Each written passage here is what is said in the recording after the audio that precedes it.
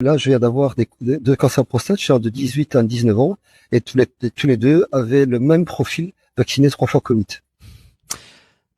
Tu lances un pavé dans la mare, là. Tu lances un pavé dans la mare. Ah, je suis désolé, mais il faut dire ce qui est. C'est un génocide.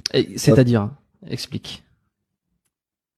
C'est-à-dire que depuis ce vaccin, c'est la mortalité a explosé, le problème cardiovasculaire a explosé, les problèmes d'Alzheimer sont maintenant, on a des Alzheimer à 30-35 ans, on a des maladies qui ont explosé. Moi, j'ai travaillé en cancéro, mes collègues qui travaillent toujours en cancéro, qui sont toujours dans le même institut, me disent, Steph, on sait plus où les mettre. L'âge moyen des cancers a diminué de 10 ou 20 ans. Enfin, c'est une catastrophe ce qui se passe.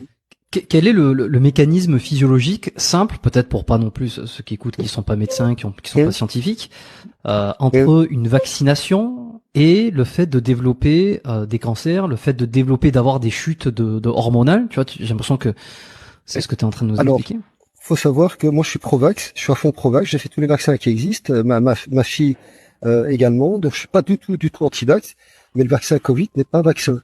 C'est un leurre que de dire que c'est un vaccin. Ça me protège de rien. Les pires Covid que j'ai eu, c'est les gens vaccinés, et au plus ils font d'injections, au plus ils chopent des Covid graves. Ça ne protège de rien, et il y a un mécanisme qui était très bien décrit d'ailleurs au niveau du récepteur AC2 via le système angiotensine, qui est perturbé par ce spike qui stimule ce récepteur-là. Eh bien, on a toute une cascade de réactions biochimiques